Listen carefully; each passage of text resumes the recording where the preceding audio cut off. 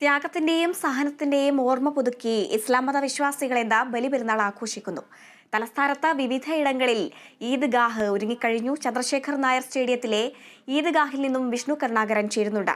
വിഷ്ണു, ബലിപെരുന്നാൾ വിശ്വാസികൾ ഇന്ന് അവർ ആഘോഷിക്കുകയാണ്. എന്തൊക്കെയാണ് അവിടെ നിന്ന് ലഭിക്കുന്ന വിവരങ്ങൾ? അതേസമയം ബലിയർപ്പണ ചടങ്ങുകൾക്ക് എപ്പോഴാണ് തുടക്കമാകുന്നത്? ഹരിത, ഇവിടെ ബലിപെരുന്നാളിന്റെ ചടങ്ങുകളൊക്കെ ഉടൻ തന്നെ ആരംഭിക്കും, വൈകാതെ തന്നെ ആരംഭിക്കുമെന്ന് തന്നെയാണ് നേരത്തെ ലഭിച്ചിരിക്കുന്ന മുന്നറിയിപ്പ്. തിരുവനന്തപുരത്തെ ചന്ദ്രശേഖർ നായർ സ്റ്റേഡിയത്തിലെ ഈദ്ഗാഹിലാണ് ഞാനിപ്പോൾ നിൽക്കുന്നത്. ഇവിടെ നിരവധി ആളുകൾ നിസ്കരിക്കാനായി എത്തിയിട്ടുണ്ട്. പ്രാർത്ഥനയ്ക്കായി അധികം ആളുകളാണ്, സാധാരണ 1000-ലധികം ആളുകൾ എത്തുന്നുണ്ട്. നിരവധി ആളുകൾ സാധാരണഗതിയിൽ എല്ലാ വർഷത്തെയും പോലെ ഇവിടെ ഈദ്ഗാഹിൽ എത്തിയിട്ടുണ്ട്. ഏതായാലും ഈ ഒരു സഹനത്തിന്റെയും സഹോദര്യത്തിന്റെയും ഒക്കെ ഒരു വിശേഷമുള്ള ഒരു ദിവസം തന്നെയാണ് ഈ ഈദ്. പ്രത്യേകിച്ചെന്ന് പറയേണ്ടതാണ്. പ്രത്യേകിച്ചും ഈ ബക്രീദ് ദിനത്തിൽ നിസ്കരിക്കാനായി നിരവധി ആളുകൾ ഇവിടെ എത്തിക്കൊണ്ടിരിക്കുകയാണ്. രാവിലെ മുതൽ തന്നെ വലിയൊരു തിരക്കാണ് അനുഭവപ്പെട്ടിരുന്നത്. ഈ ഒരു ദിവസത്തിന്റെ ഒരു തിരക്കാണ് രാവിലെ 6:30 മുതൽ കാണാൻ സാധിക്കുന്നത്. അതോടൊപ്പം തന്നെ ഇപ്പോഴും ഈ ചന്ദ്രശേഖർ നായർ സ്റ്റേഡിയത്തിന്റെ വിവിധ കവാടങ്ങളിലൂടെ നിരവധി പേർ കടന്നു വരുന്നുണ്ട്.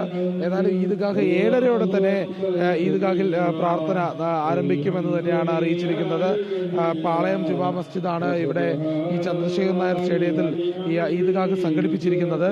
ഇവിടെ അത്രത്തോളം ഒരു വലിയ ഒരു വിശ്വാസത്തിന്റെ ഒരു കരുത്താണ് ഇവിടെ കാണാൻ സാധിക്കുന്നത്.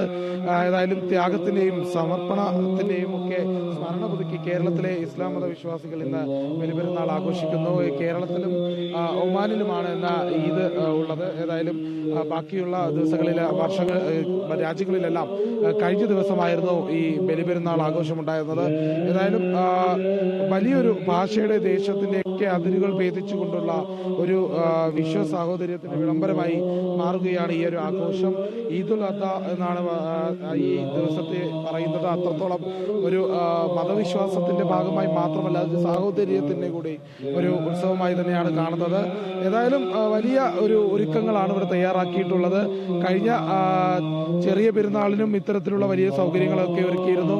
ഇതേ സ്ഥലത്ത് തന്നെ വലിയൊരു ഈദ്ഗാഹ് നടത്തിയിരുന്നു. വലിയ ഒരു കൂട്ടായ്മയുടെ ഒരു പങ്കാളിത്തം ഉണ്ടായിരുന്നു. അത് വീണ്ടും ആവർത്തിക്കുകയാണ്. ഇന്നും നിരവധി ആളുകൾ എത്തിക്കൊണ്ടിരിക്കുകയാണ്. ഇപ്പോഴും ആളുകൾ വന്നു കഴിഞ്ഞിട്ടില്ല. ഇനിയും കൂടുതൽ പേർ ആ പ്രവേശന കവാടത്തിലൂടെ കടന്നുകൊണ്ടിരിക്കുകയാണ്. കൂടുതൽ പേർ അതുവഴി എത്തിക്കൊണ്ടിരിക്കുന്ന ഒരു കാഴ്ച കാണാൻ പറ്റും. അത്രത്തോളം ആളുകളാണ് വന്നുകൊണ്ടിരിക്കുന്നത്. വലിയൊരു തിരക്കുണ്ട്. ഇനിയും 7:30യോടെയാണ് എല്ലാവരും ഇവിടെ എത്തിക്കഴിയുക. അതുവരെയും ഇവിടേക്കുള്ള ആളുകളുടെ ഒഴുക്ക് എന്തായാലും വീണ്ടും ഉണ്ടാകും. അത്തരത്തിലുള്ള ഒരു വലിയ ഒരു പങ്കാളിത്തം ഇവിടെ കാണാൻ സാധിക്കും. ആ ഒരു നിലയിലാണ് ഇവിടെ ഇന്ന് ഈദ്ഗാഹിലെ പ്രാർത്ഥനകളെല്ലാം നടക്കുന്നത്. വിഷ്ണു, പ്രാർത്ഥന ചടങ്ങുകൾക്ക് ശേഷം നടക്കുന്ന മറ്റ് ചടങ്ങുകൾ എന്തൊക്കെയാണെന്ന് വിശദീകരിക്കാമോ? ഇവിടെ സാധാരണമായും നിസ്കാര ചടങ്ങ് തന്നെയാണ് ഇവിടെ നടക്കുന്നത്. അതോടൊപ്പം തന്നെ ഈ പാളയം ഇമാം സുഹൈബ് മൗലവി ഇവിടെ എത്തുന്നുണ്ട്. അദ്ദേഹമാണ് ഈദ്ഗാഹ് സംഘടിപ്പിക്കുന്നത്. അതിനുശേഷം അദ്ദേഹം ഏതായാലും ഈ ഇവിടെ എത്തിയിരിക്കുന്ന ആളുകളോട് പൊതു കാര്യങ്ങൾ സംസാരിക്കും. ഏതായാലും ചടങ്ങുമായി ബന്ധപ്പെട്ട കാര്യങ്ങളൊക്കെയും സംസാരിക്കും. അത്തരത്തിൽ തന്നെയായിരിക്കും ഇവിടെ പരിപാടികൾ പുരോഗമിക്കുക.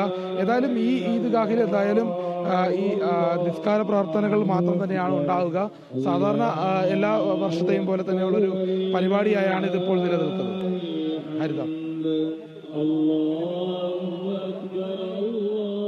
ത്യാഗത്തിന്റെയും സഹനത്തിന്റെയും ഓർമ്മ പുതുക്കി ഇസ്ലാം മത വിശ്വാസികൾ ഇന്ന് ബലിപെരുന്നാൾ ആഘോഷിക്കുകയാണ്. തിരുവനന്തപുരത്ത് നിന്നുള്ള വിശേഷങ്ങളായാണ് ഇപ്പോൾ വിഷ്ണു കരുണാകരൻ നമ്മളോടൊപ്പം